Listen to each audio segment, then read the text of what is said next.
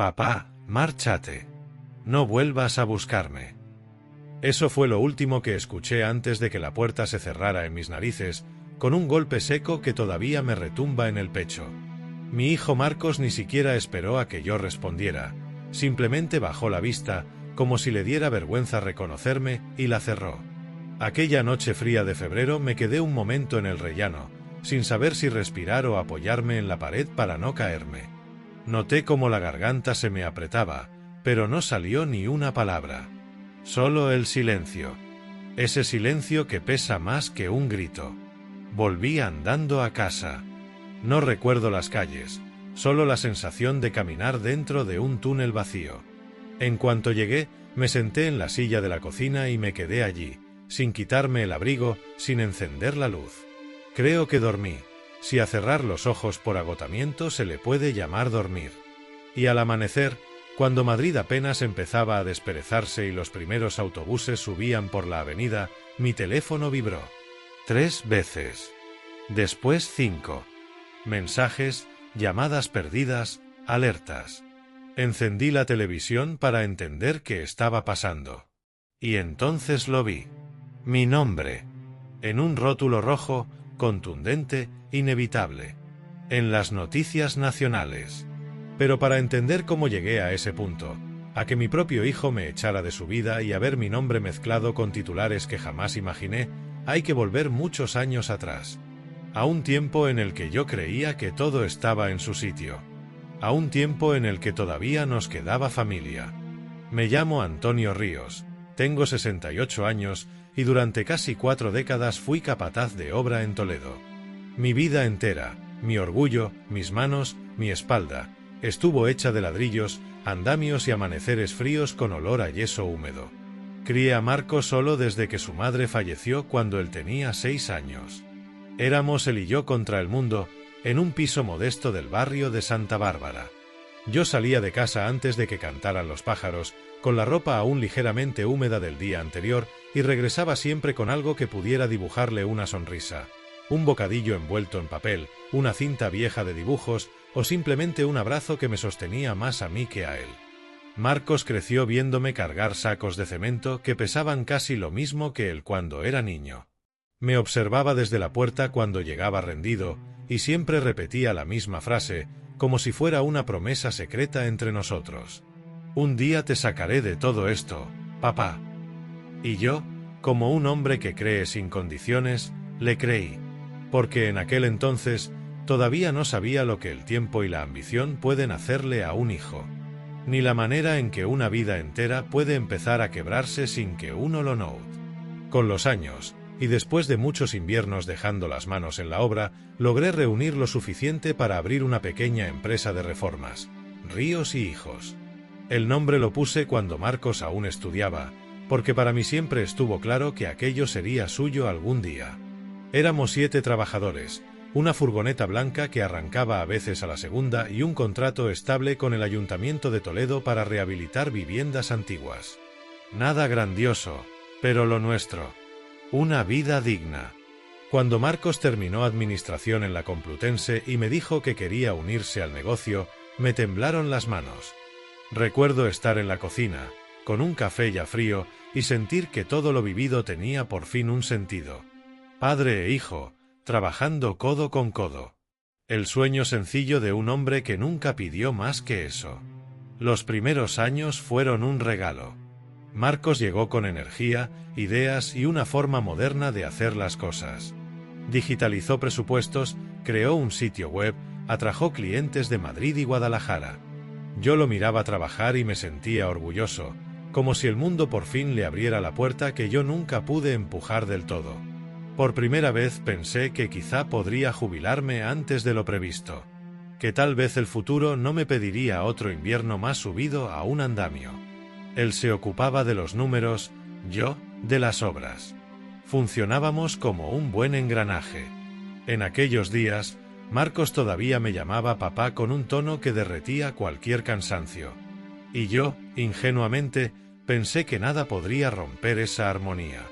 No sabía que la vida, silenciosa, ya estaba moviendo piezas por detrás. Todo empezó a torcerse cuando apareció Lucía, una ejecutiva de una promotora inmobiliaria de Barcelona. Recuerdo la primera vez que vino a la oficina. Entró con un perfume frío y una mirada que recorrió cada rincón, como si ya estuviera calculando que sobraría allí.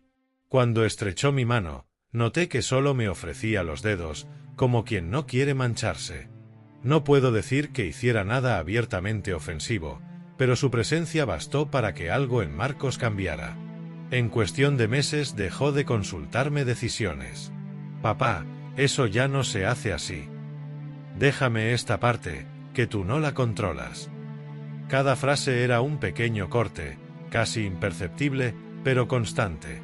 Luego llegaron gestos más duros. Una reunión en la que me interrumpió 2 veces. Un cliente importante al que no me presentó. Un empleado nuevo que pasó semanas sin saber que yo era el fundador. Y yo callé. Callé porque tenía miedo de perder algo más que el negocio. Callé porque pensé que sería temporal. La herida verdadera llegó sin aviso, una mañana cualquiera, cuando recibí una notificación del ayuntamiento, auditoría sorpresa. No era habitual. En 35 años jamás había tenido un roce, ni un retraso, ni una factura mal cuadrada. Aquello me inquietó, pero pensé que sería un trámite más. Sin embargo, al revisar los documentos que solicitaban, empecé a ver cifras que no reconocía. Materiales a precios inflados, presupuestos duplicados, movimientos bancarios que no coincidían con mis registros. Había facturas firmadas con mi nombre, una letra que imitaba la mía, pero no era la mía. Sentí un frío seco en la nuca. Fui a la oficina y pedí explicaciones. Marcos, lejos de sorprenderse, reaccionó con un tono que no le conocía. «Papá, tú no entiendes cómo funcionan los negocios ahora. Déjame a mí». Lo dijo sin mirarme, como si la conversación le molestara. Pero el golpe definitivo llegó una semana después, en forma de correo electrónico. Nuevo registro mercantil, Nova Urban Solutions, S.L., administrador único, Marcos Ríos. Mi hijo. Sin mí. Una empresa paralela que replicaba prácticamente toda nuestra estructura. Sentí como si me dieran un martillazo en el pecho. Para colmo, 3 de mis trabajadores, incluido Sergio, mi mano derecha durante 20 años, habían presentado su baja el mismo día. Me enteré después de que firmaron con Marcos antes incluso de despedirse de mí. Y entonces ocurrió algo peor, algo que jamás pensé escuchar. Aquella tarde, mientras guardaba herramientas en el patio, oí voces detrás del muro. Era Marcos y Lucía. «Tu padre es un lastre. Si no lo apartas, nunca os tomarán en serio». Lo sé, lo sé. Me quedé quieto, con un destornillador en la mano y una rabia mansa, silenciosa, que no sabía cómo sostener. Ahí comprendí la verdad que no quería ver. Mi propio hijo estaba construyendo su futuro, quitándome de en medio. No esperé más. A la mañana siguiente lo enfrenté. Puse sobre la mesa los contratos duplicados, las facturas con mi firma falsificada, los movimientos sospechosos. Marco se quedó helado, pero no por culpa, sino por verse descubierto. Esperé una explicación. Un perdón. Algo. Pero lo que recibí fue una estocada limpia. «Papá, eres tú quien está frenando todo. Necesito que te apartes. No quiero que formes parte de mi vida profesional. Ni personal». Las últimas 2 palabras me atravesaron como un ladrillo lanzado sin mirar. Intenté tocarle el hombro, pero él dio un paso atrás. Un gesto pequeño, casi invisible, pero lleno de desprecio. «Vete, papá. No vuelvas más. No quiero tener nada que ver contigo». No discutí. Ni lloré. Solo recogí mis cosas, como quien recoge la dignidad rota, y salí. Aquella noche me quedé en mi piso sin encender una sola luz, pensando una y otra vez en una pregunta que me acompañó durante meses. ¿En qué momento dejé de ser su padre? Aquella noche, después de la ruptura, apenas pude cerrar los ojos. No lloré. Creo que a cierta edad las lágrimas se quedan más dentro que fuera. Me quedé sentado en la cama, escuchando cómo el viento golpeaba la persiana, como si también quisiera entrar y preguntarme qué había pasado entre Marcos y yo. Debí dormirme 1 hora, quizá menos. A las 6:42, el móvil empezó a vibrar sin descanso. Primero pensé que era un error, alguna alarma mal puesta, pero al ver la pantalla sentí un vacío en el estómago. Llamadas de un antiguo compañero, mensajes con un único texto repetido. Antonio, pon las noticias. Ahora. Encendí la televisión. Y allí estaba yo. Un rótulo en La Sexta, en rojo, casi sangrante. Desarticulada red de fraude en contratos municipales. Empresario joven y su socia detenidos. No supe respirar durante unos segundos. Las imágenes eran claras. Marcos, mi hijo, esposado, saliendo de un edificio de oficinas en Chamartín. Iba serio, demacrado, con ese gesto que pone cuando intenta aparentar que no pasa nada. Detrás, Lucía, intentando cubrirse el rostro con una carpeta. La reportera explicaba que se investigaban presupuestos inflados, desvíos de dinero público, contratos irregulares con constructoras privadas y que parte de esas operaciones se habían camuflado detrás de mi antigua empresa. Mi nombre apareció como fundador de la estructura original, pero la policía aclaró enseguida que yo llevaba meses fuera y no tenía relación con la trama. Aún así, ver mi nombre allí, mezclado con palabras como fraude, detención o corrupción, me dejó helado. 35 años de trabajo honrado, reducidos a un titular. De pronto, la cámara enfocó a Marcos mientras lo introducían en el coche policial. Le hicieron una pregunta que no alcancé a oír, y él, antes de agachar la cabeza, murmuró algo. Lo leí en sus labios, nítido. Papá, lo siento. No me lo dijo a mí, sino al aire. A nadie. A todos. Pero lo escuché como si estuviera a 1 metro. Y entonces, por primera vez en mucho tiempo, las lágrimas me cayeron sin pedir permiso. No por la vergüenza, ni por el escándalo, sino por comprender que mi hijo había llegado a un punto del que no sabía si podría volver. Mientras la mañana avanzaba y los coches empezaban a llenar la avenida, me quedé quieto, con la televisión todavía encendida. El sol entraba por la ventana, tibio, indiferente, y pensé que la vida tiene una manera cruel de mostrarte aquello que te negaste a ver. Los errores, los silencios, las decisiones que nunca quisiste afrontar. Aquel amanecer partió mi historia en dos. El hombre que fui antes. Y el hombre que tuve que aprender a ser después. Hoy, 1 año después de aquel amanecer que cambió mi vida, vivo en un pequeño pueblo cerca de Talavera. Una casa baja, con un porche de madera y un limonero que da sombra por las tardes. Nada lujoso, pero es un lugar donde el aire parece más hondo y uno puede escucharse sin miedo. He vuelto a algo que siempre me tranquilizó, restaurar muebles antiguos. Maderas que otros dan por perdidas, bisagras que chirrían, cajones que ya no encajan. A veces pienso que me parezco a esas piezas, desgastado, golpeado por los años, pero todavía capaz de recuperar formas si se trabaja con paciencia. Marcos cumple una condena de 3 años y medio en Soto del Real. Desde allí me escribe cada semana.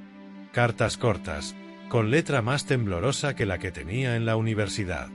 No me pide nada, solo me cuenta cómo van los días, los talleres, las lecturas que le recomiendan. A veces se disculpa sin nombrarlo, como si el perdón fuera un mueble al que todavía no se atreve a acercarse. Yo aún no he ido a verlo. No por rencor, ni por orgullo. Simplemente, porque todavía necesito silencio para ordenar lo que quedó dentro. El amor no desaparece, pero cambia de forma. Y a veces un padre también debe aprender a respirarse a sí mismo.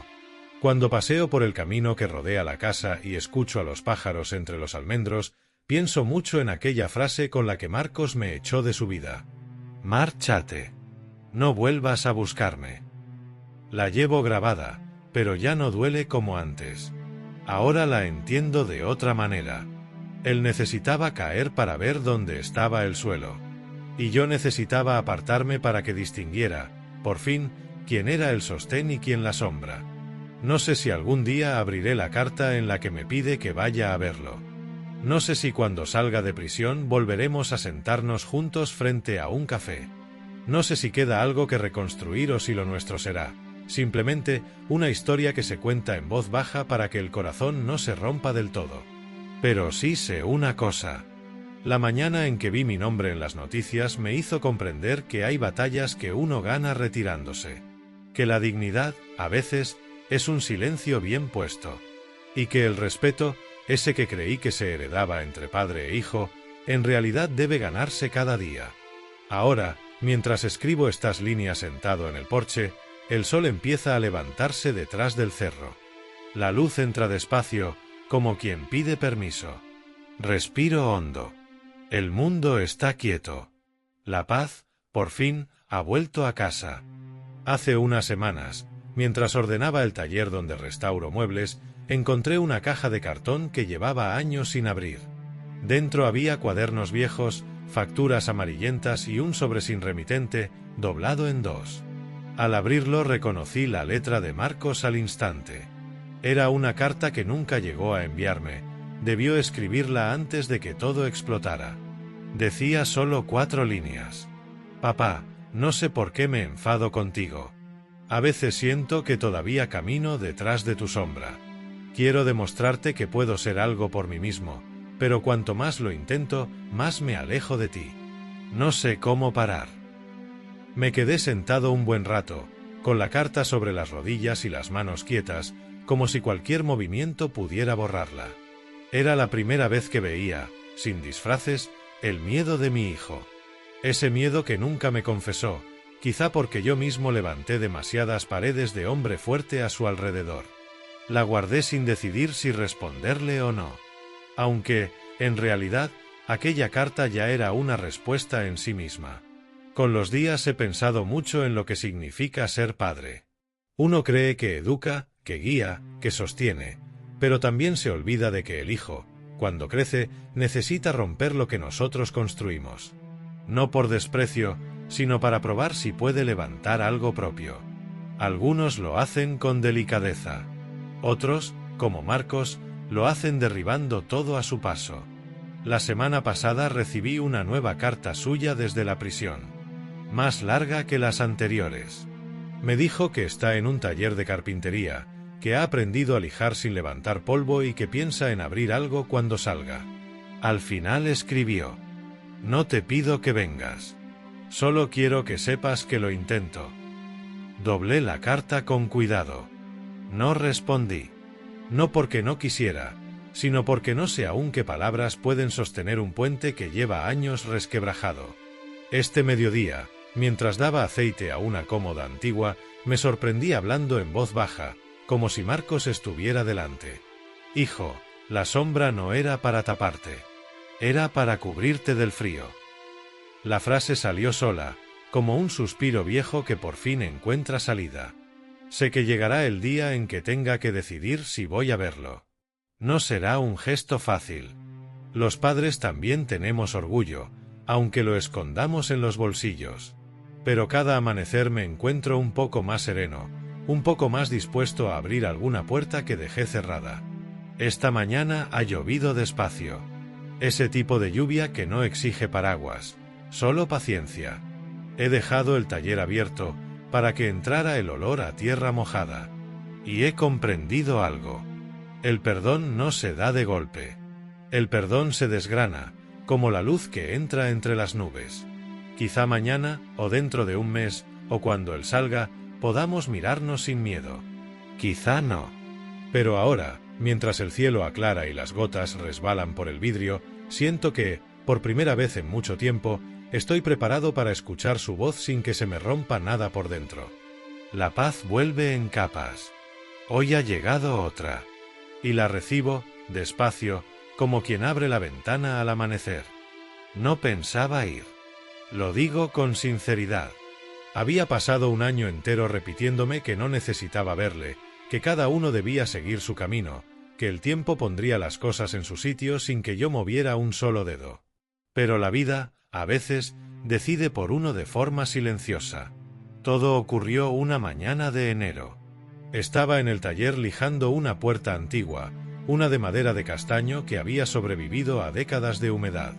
De pronto, el teléfono fijo sonó, algo raro, porque casi nadie llama ya a un número de casa. Era la trabajadora social de la prisión. Señor Ríos, su hijo Marcos ha solicitado autorización para recibir una visita. No es obligatorio que venga, pero quería que lo supiera. Agradecí la llamada y colgué sin decir nada más. Me quedé mirando la puerta que estaba restaurando. Tenía una grieta vertical, fina, que se abría un poco más cada invierno. Llevaba semanas dudando si rellenarla o dejarla tal cual. Ese día lo entendí. Algunas grietas no hay que taparlas, solo aprender a convivir con ellas. 2 días después, sin anunciarlo a nadie, tomé un autobús hacia Soto del Real. Entrar en una prisión no es algo que uno olvide fácilmente. Hay un silencio raro, como si todo sonara un poco amortiguado. Me hicieron pasar por varias puertas metálicas y un escáner. En cada tramo, pensaba si estaba haciendo lo correcto o si era demasiado tarde para todo. Marcos estaba sentado en una mesa al fondo. Más delgado, más pálido. Pero cuando levantó la vista y me vio, ocurrió algo que no esperaba. No sonrió, no lloró, solo bajó la cabeza, como un niño que teme haber roto algo que no puede arreglar. Me senté frente a él. Pasaron unos segundos sin decir nada. Nuestro silencio era un mueble viejo entre los dos. Gracias por venir, papá. La voz le tembló apenas. Respiré hondo antes de contestar. No sabía si debía hacerlo. Asintió despacio. No se defendió, no intentó justificar nada. Sé que no tengo derecho a pedirte nada. No estamos aquí para eso, respondí. Nos quedamos así un buen rato, sin prisas. Él me habló del taller de carpintería, de un compañero que le había enseñado a encajar colas de Milano, de los libros que estaba leyendo para entender por qué actuó como actuó. Yo escuché. Solo eso. Escuchar, a mi edad, es una forma de cariño. En un momento dado levantó la mirada y dijo: «Papá, no quería apartarte. Quería demostrar que podía valer por mí mismo. Me equivoqué en todo». La sinceridad, cuando llega tarde, duele y alivia al mismo tiempo.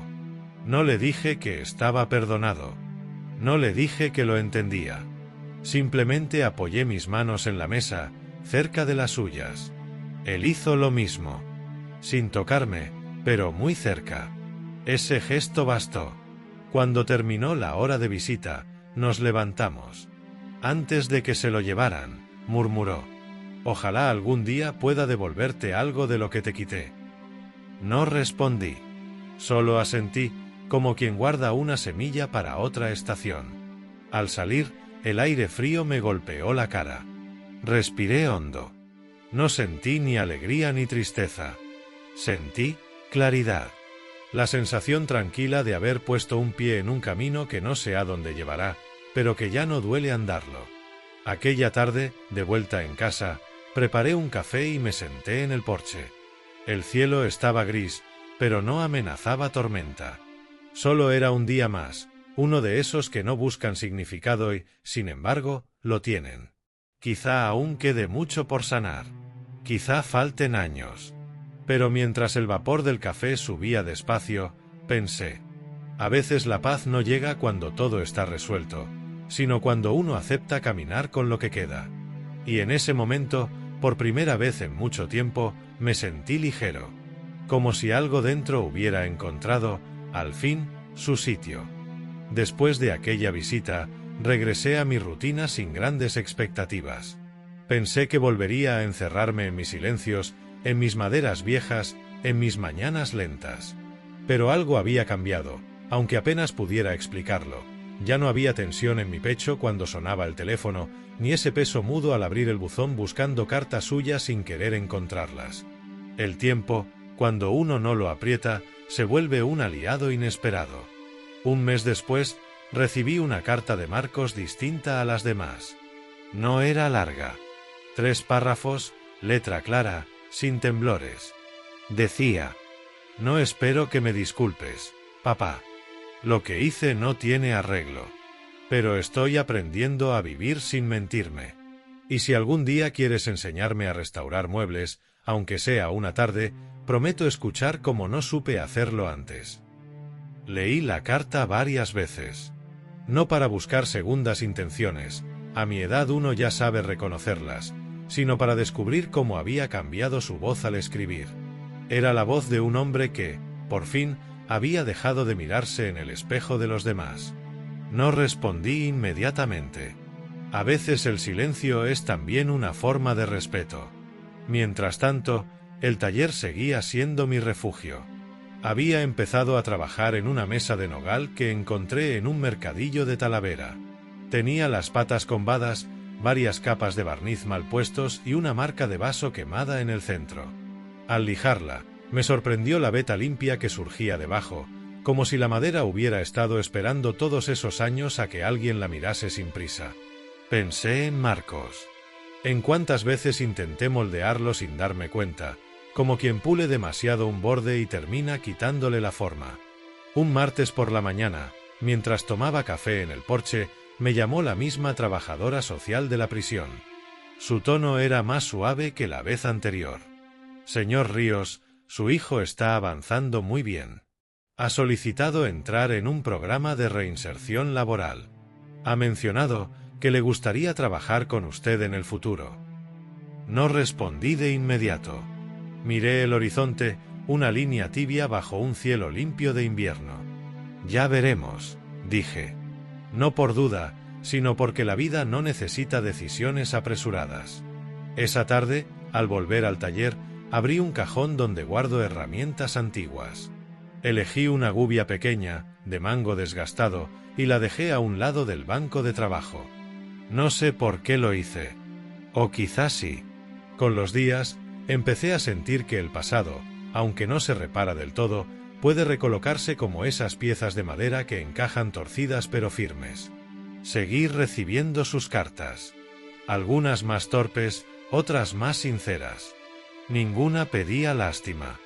Y una mañana, sin pensarlo demasiado, le respondí.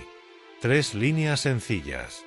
Cuando salgas, si aún quieres aprender, aquí estaré. Las manos se enseñan fácil. El corazón, un poco menos. No esperaba sentir nada al enviar la carta, pero al cerrar el buzón experimenté una serenidad silenciosa, una especie de descanso profundo. Esa noche llovió. Una lluvia suave, constante, que hizo brillar las tejas del porche y dejó en el aire un olor limpio, como de tierra recién despertada. Me quedé escuchándola hasta que el sueño me venció. He comprendido que la vida, como la madera, tiene fibras que solo se revelan cuando uno se atreve a mirarlas despacio. Que no todo se arregla, pero mucho puede dignificarse. Y que el amor, ese amor cansado de los padres mayores, no siempre salva, pero acompaña. Hoy, mientras amanece y el taller huele a barniz fresco, siento que algo se ha recolocado dentro. No es felicidad, ni tristeza. Es equilibrio. La paz, la verdadera. A veces llega así. Sin ruido, sin méritos, sin explicaciones. Solo llega. Y uno, simplemente, la acepta.